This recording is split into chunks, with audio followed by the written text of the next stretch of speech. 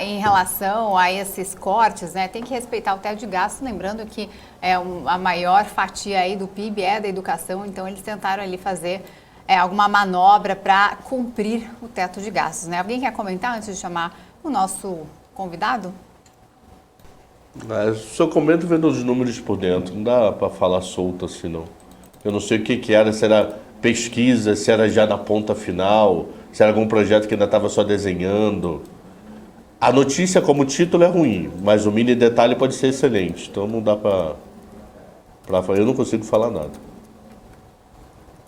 Então vamos com o nosso convidado do dia, o primeiro convidado, que é o Mário Rubens, economista, professor de MBAs da FGV, que já está aqui com a gente para participar do BMC Marketing nesta tarde. Olá, muito boa tarde, obrigada pela participação. Boa tarde. Queria começar com um grande destaque do dia, né, falando da inflação aqui no Brasil, que desacelerou pela primeira quinzena ali de julho. O movimento era já esperado com quedas nos preços dos combustíveis e também na energia. Como é que você avalia esse movimento deflacionário por aqui? Quais os impactos que você vê na economia brasileira? Olha só, primeiro a gente tem que sempre levar em conta que não é uma deflação, né? Continua tendo inflação. Então, ou seja, o problema não está resolvido. Isso é sempre importante destacar. Tá? Segundo, essa queda da inflação é muito decorrente de transportes e também de habitação. Tá? Transportes pelo, vamos dizer assim, tabelamento do ICMS até o topo de 17%, que obrigou alguns estados a reduzirem. Tá? Então, você tem um efeito positivo. Também uma significativa redução do preço do petróleo, tá? Que permitiu que a Petrobras reduzisse o preço dos combustíveis, gerando uma queda em torno de 5% da gasolina e 8% do diesel. Tá? Habitação, muito em conta da retirada da tarifa extra de energia, né? Voltando para a bandeira verde, e alguns estados também com redução de ICMS da energia. Esses são os impactos positivos. Agora, dos itens do IPCA, essa prévia de inflação do mês, foram os dois únicos que caíram, né? Então parece assim que é uma queda meio artificial. A gente, às vezes, quer dizer, a gente não tem certeza se isso vai continuar quando os efeitos, essas medidas pararem de ser utilizadas, ou seja, no final do ano. Agora, por outro lado, o lado ruim, o vestuário subiu bastante. O vestuário tem um impacto pequeno, mas o maior de todos é a alimentação. A alimentação que teve um pulo de 1,16% de junho para julho, tá?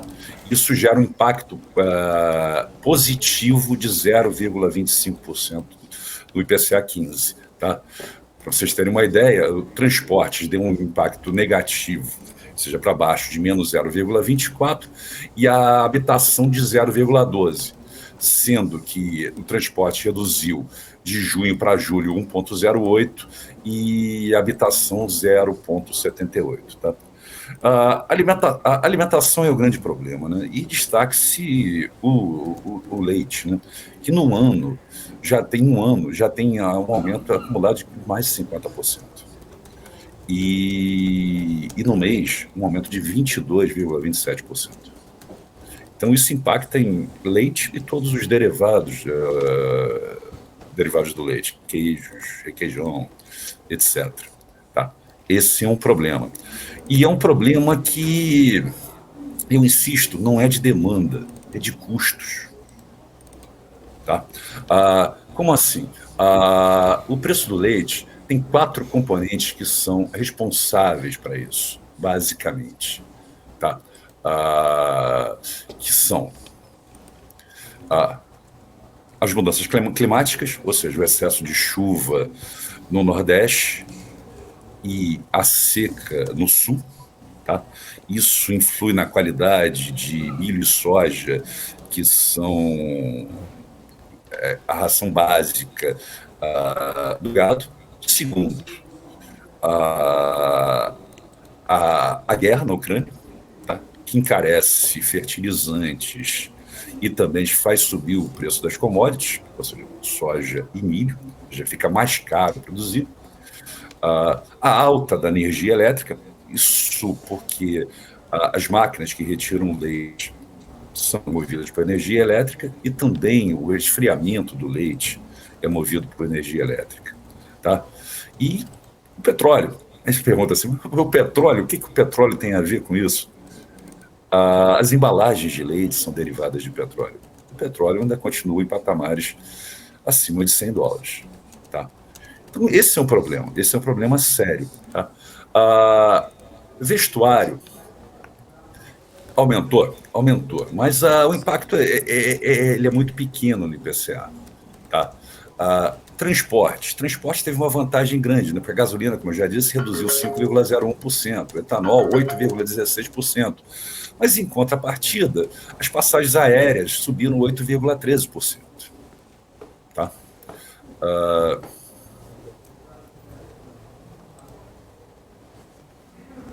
Agora, é o menor nível de IPCA que a gente tem desde junho de 2020. Tá? Ou seja, no auge da pandemia, né, num momento de retração bastante grande. Tá? Não dá para comemorar, não dá ainda para dizer que as taxas de juros, o aumento da taxa de juros está surtindo efeito, e isso deve impactar também na reunião do Comitê de Política Monetária semana que vem, ou seja, uma discussão entre eles se essa inflação ela está sendo artificial, ou seja, ela não está se dando por efeito já do mercado, mas esperamos, né? Pessoal, a ata do Banco Central colocou que eles devem colocou que eles farão um aumento ou de igual magnitude ou menor. Tá? O mercado está apostando em 0,25. Tá? Isso é...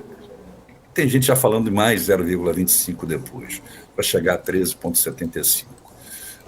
Eu não sei se isso resolveria o problema, como eu estou dizendo, eu acho que a inflação é de custos hoje em dia. Tá? Custos não é demanda. Inclusive, acredito que as medidas assistencialistas, esse auxílio emergencial, não terá impacto algum sobre a inflação. Até porque ele está limitado até o final do ano, por enquanto, né? Por enquanto.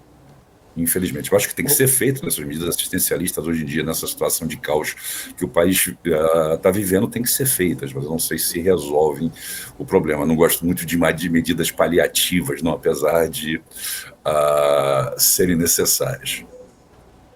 Uma pergunta, continuando ainda do IPCA, o quanto o senhor acredita que medidas de queda de energia e combustíveis irá impactar na inflação de serviços? Do tipo, o senhor acredita que semana que vem vai cortar o cabelo mais barato que cortou semana passada? Porque, teoricamente, a energia do salão caiu. Então, minha dúvida é essa, entendeu? O quanto é uma foto... O que é uma foto? Baixei ICMS, mudei regra lá também do Supremo, tirei uma foto. Combustível mais barato. E quanto essa foto vai virar filme dentro do IPCA? O que é virar filme? Virar efeito cascata. Mês que vem cai um preço porque caiu o custo. Ou isso vai ser absorvido? O que o senhor acha? Não acho, claro que não. A gente trabalha com 3 tipos de preços, né? Preços livres, né, que são determinados pelo mercado, né? Preços administrados, que têm algum grau de controle, não são completamente controlados, tem que ter algum grau de controle por parte do governo, e preços não comercializáveis, como você disse bem, o seu barbeiro. Então, o efeito é muito devagar. Por exemplo, a manicure. Pode até ficar mais barato, um pouquinho, o alicate de unha. Mas até ela perceber isso, demora muito tempo. Então o impacto demora muito e E é desprezível, sem dúvida nenhuma. Eu não acho que não tem. O ICMS não vai mudar o preço do barbeiro, até porque os preços também são muito rígidos aqui no Brasil, né? A gente, infelizmente, a gente diz que quer ter uma economia de mercado, mas aqui só tem uma tendência, né? Os preços sobem, né? Para cair é difícil, é bem difícil, né? Vide o combustível, tirando agora que a queda foi um pouquinho mais alta na refinaria, né? Tá certo. O Mário, boa tarde. E o Boa FMI, tarde. hein, que projetou o crescimento aí do PIB, né, do Brasil nesse relatório divulgado hoje, estimativa aí ficar próxima das expectativas, né, do mercado. Você vê aí um cenário de crescimento mais acelerado por aqui? Quando a gente vê esse aumento aí de commodities agrícolas, minério, petróleo, é isso aí que pode ajudar nesse crescimento? Olha só, eu acho que não. Eu acho que não. Eu acho que a gente vai ter uma retração mundial. Tá? A China, o crescimento da China foi bem menor do que o esperado. A Europa está desacelerando bastante. Os Estados Unidos devem entrar num cenário de recessão também, tudo indica. Tá? Devido aos problemas inflacionários, guerra da Ucrânia, etc. E eu não vejo como o agronegócio possa impulsionar mais ainda o crescimento brasileiro. Apesar do agronegócio ser muito importante no Brasil, dada as suas características tropicais e continentais, né? Mas ele é muito concentrado, tá? Ele não espalha tanto. Tá? Eu sempre digo que motor de crescimento é a indústria. E hoje em dia a gente parou um pouco nesse processo. Tá? E investimento depende de expectativa do empresário, né? Expectativa em lucro empresarial. E eu acho que num período eleitoral agora, como está tendo, e dadas as situações todas, é muito difícil que esse investimento se faça, então eu não vejo nenhum pulo de investimento. O que eu vejo é o seguinte: o que foi feito um pouquinho antes vai ser colocado agora e vai gerar um grau de crescimento. Agora, esse crescimento é decorrente de quê? De uma base muito pequena, né? Ou seja, a gente retraiu muito. Retraímos antes da pandemia e retraímos na pandemia, né? Ou seja, a gente ainda não recuperou os nossos patamares de 2014, 2013, 2014. Professor, a inflação atualmente no Brasil, ela tem uma parte que é importada, de uma inflação de fora, tem choque de custos, de commodities, também há uma questão de demanda. Né? Frente a tudo isso, você acha que a política monetária do Banco Central ela está sendo adequada ou não? Está sendo exagerada, dado que tem alguns aumentos de preços relativos aonde a Selic não teria muito efeito? Olha, eu acho que está sendo um pouco exagerada, sim. Tá? Eu acho que, já que é de custos, não tem necessidade disso. Eu vejo o Banco Central hoje como correndo atrás do mercado, ou seja, correndo atrás da curva de juros do mercado. O mercado quer, o Banco Central responde. Tá? Eu acho que isso vai gerar uma situação de maior recessão, que obviamente vai parecer que está resolvendo o problema inflacionário, mas não está. Não está. Pelo outro lado, você está agravando a situação de crescimento econômico. E isso vai contra também o que foi determinado quando foi colocado a independência do Banco Central, né? O Banco Central brasileiro passou a correr atrás de 2 pontos. Tá? Isso é muito importante, né? Não somente atrás de inflação, como era antes, mas também atrás do crescimento econômico. Tá? Ok. Como é o Banco Central americano. E mesmo assim vai gerar recessão lá. Certamente. Agora, falando da baixa do euro ali em relação ao dólar, quais os efeitos que isso traz para o Brasil? Até que ponto eles são preocupantes aqui para o nosso país em relação à moeda? Olha só, os Estados Unidos estão passando por uma inflação muito grande. Eles vão ter a maior inflação em 40 anos. Tá?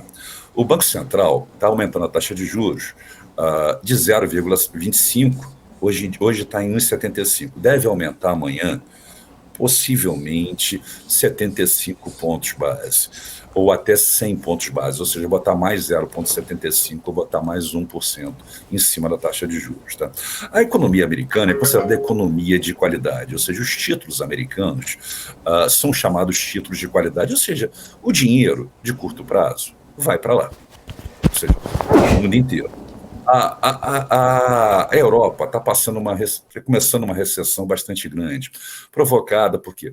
Pela guerra da Ucrânia, pela velocidade de recuperação pós-pandemia, tá? Que isso também gera um problema de custos, ou seja, as empresas não conseguiram acompanhar a rápida retomada. Tá? E o dinheiro também vai saindo de lá.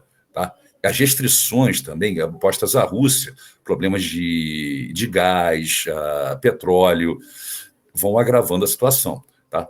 O que isso acontece? Aqui no Brasil a gente não muda muito. Tá? O dinheiro vai para os Estados Unidos, ou seja, o real vai depreciar, ou seja, vai subir mais. Tá? Isso gera problemas aqui, inflacionários, principalmente pelas commodities, tá? Porque são pautadas em dólar, tá? E encarece também, do lado da zona do euro, encarece as importações brasileiras. Ou seja, os produtos importados da Europa importados da Europa do Brasil acabam ficando mais caros. Tá? E isso eles são sensíveis, extremamente sensíveis, principalmente a Alemanha. Tá? Então isso pode gerar algum problema para a gente, sim.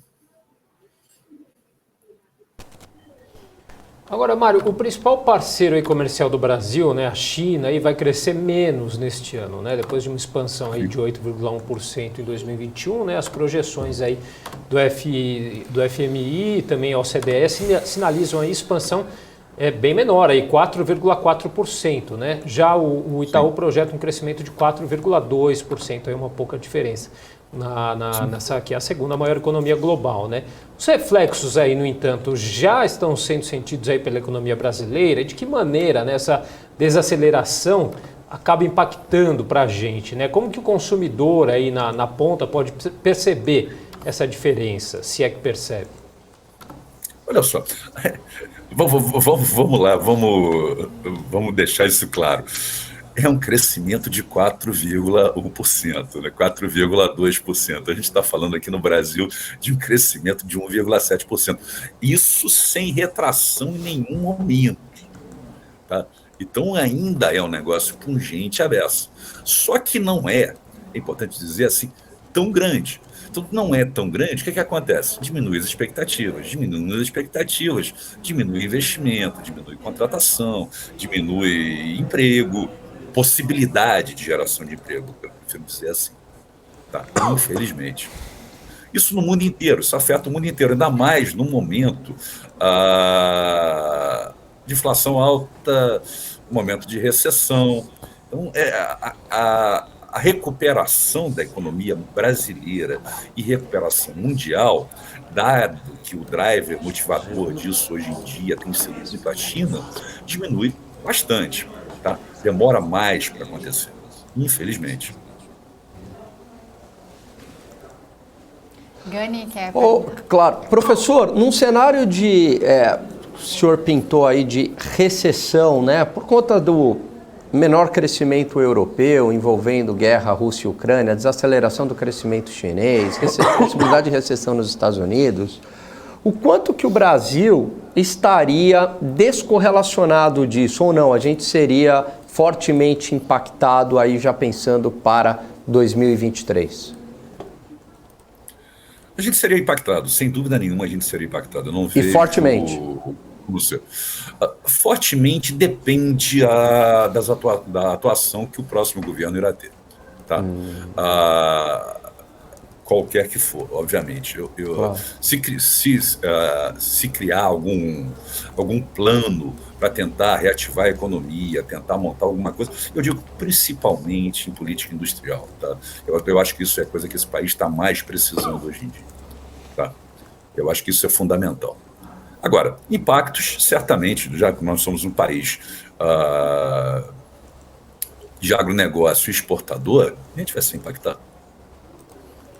E essa política industrial, o senhor tem alguma ideia de como, o que seria interessante o país fazer? Isso depende de cada governo. Eu acho que tem que ter um desenho próprio, mas eu acho que tem que ser feita alguma coisa. Tá? Tem que ser feito alguma coisa para gerar investimento industrial nesse país. Então. Tá? Que isso que gera o efeito multiplicador forte no PIB, gera crescimento, gera renda, gera crescimento. E mais que tudo, setor de serviços, eu sempre insisto com isso, não existe sem indústria. A indústria depende do setor de serviços. Tá? E o nosso maior PIB é serviços. Para a gente gerar mais serviços, a gente precisa de indústria. Mais indústria. Tá certo, quero agradecer a participação do Mário Rubens, que conversou nesta tarde aqui com a gente no BMC Marketing. Mário Rubens, que é economista e professor de MBAs da FGV. Muito obrigada pelas explicações, Mário, desculpa.